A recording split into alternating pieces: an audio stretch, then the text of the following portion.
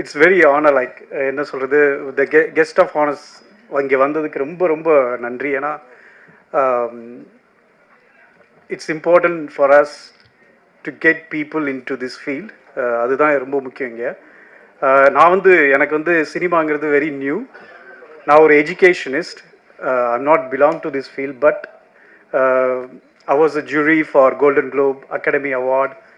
So அதுதான் என்னோட journey. So எப்பொழுதுமே நான் வந்து வெளியேருந்து தான் பார்த்துருக்கேன் படத்தை ப்ரிப்பேர் பண்ணுறது, ப்ரொடியூஸ் பண்ணுறதுலாம் நான் பார்த்தது கிடையாது. When it comes for award ceremony I sit as a jury and I have seen those things. அதுதான் எனக்குள்ள ஒரே எக்ஸ்பீரியன்ஸ். அதுக்கப்புறம் as a teacher I act as a lot with parents, students. அந்த மாதிரி தான் எனக்கு ஆக்டிங்னு தெரியும். First of all is a very important. I want to thank whoever comes here, particularly Amir sir. He's a exceptional person for preciseness and perfectionist.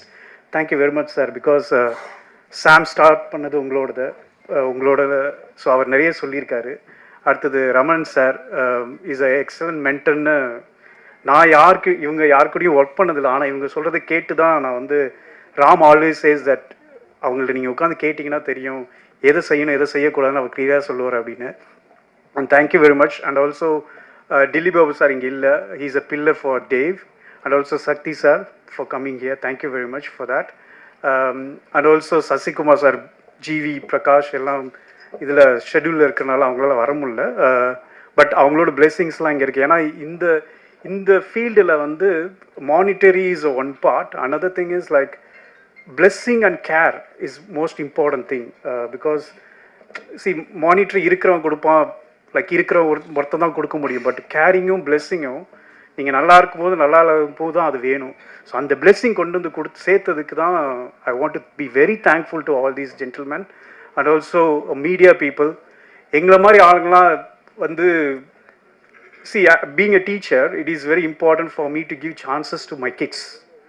So நாங்கள் அப்படி தான் எதிர்பார்ப்போம். When we go in to the school, when we run a school, இதுதான் எங்களோட very important. ஏன்னா எங்கள் ஸ்டூடெண்ட்ஸ்க்கு chance கொடுக்கணும்.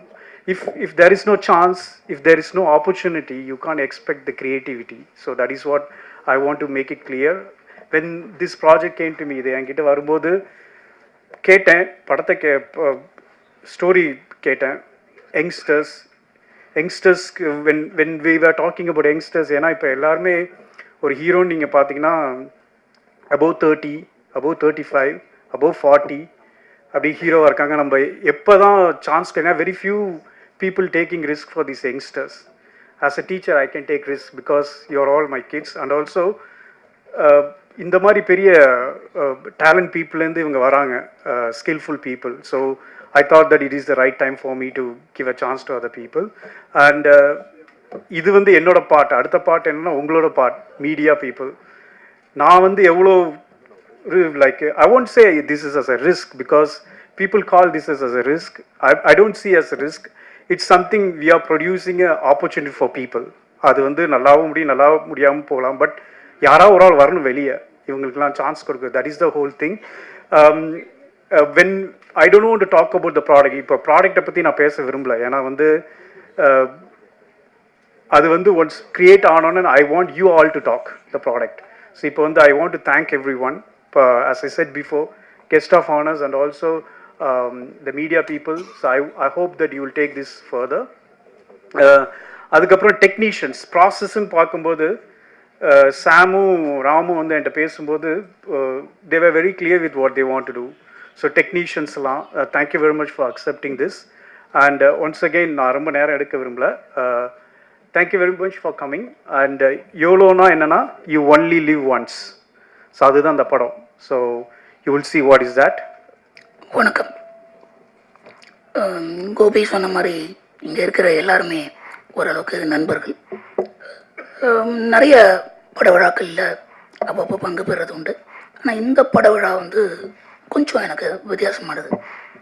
குறிப்பாக சொல்லணும்னா ரொம்ப ஆத்மார்த்தமான நண்பர்களை சில காலம் கழித்து நான் பார்த்தேன். நண்பன் அமீர், சிவா, கனி, உதவியாளர் ராமன், ராம், சாம் அப்படின்னு எல்லாருமே நான் பார்த்த ஒரு அற்புதமான தருணம்.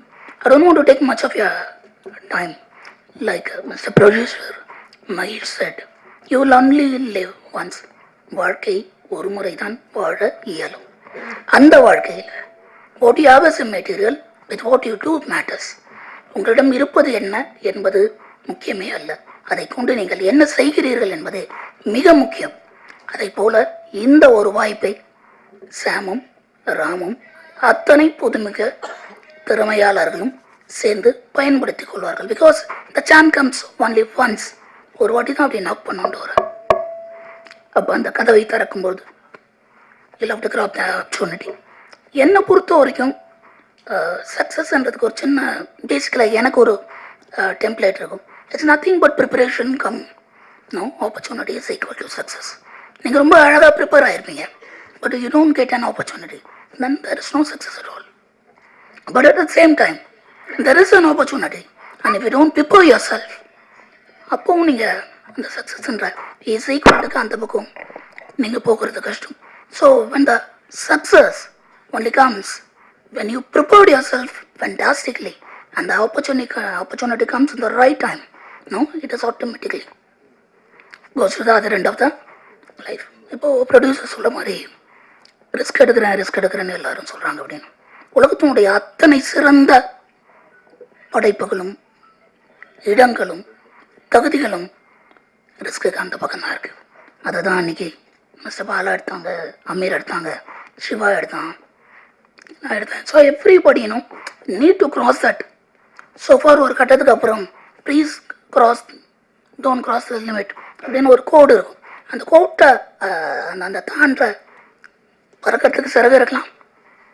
இவ்வளோ நாள் அம்மாவும் அப்பாவும் பறந்து நம்ம பார்த்துருக்கலாம். ஆனால் முதலில் அந்த விங்ஸை ஓப்பன் பண்ணுறதுக்கான அந்த கட்ஸ், அந்த தைரியம், அந்த நம்பிக்கை, இதுக்கு முன்னாடி பறக்க போகிற அந்த மலை உச்சிலேருந்து கீழே பார்த்தா அதால் பாதாளம் தெரியும், ஆனால் கொஞ்சம் நிமிர்ந்து பார்த்தா வானமும் தெரியும். எதை பார்க்குறீங்கன்றது ரொம்ப முக்கியம். What you see there you go அப்படிங்கும்போது.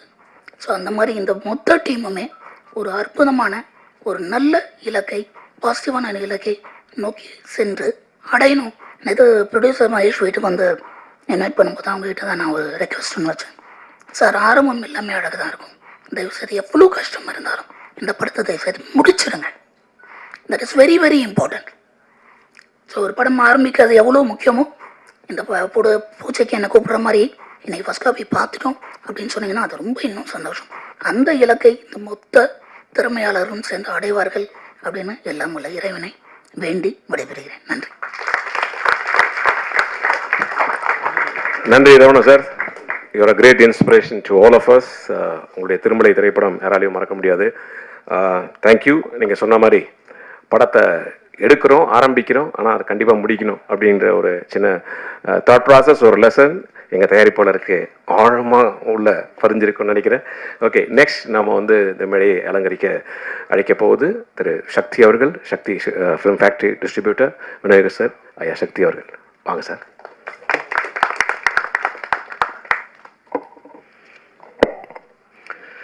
அனைவருக்கும் வணக்கம்.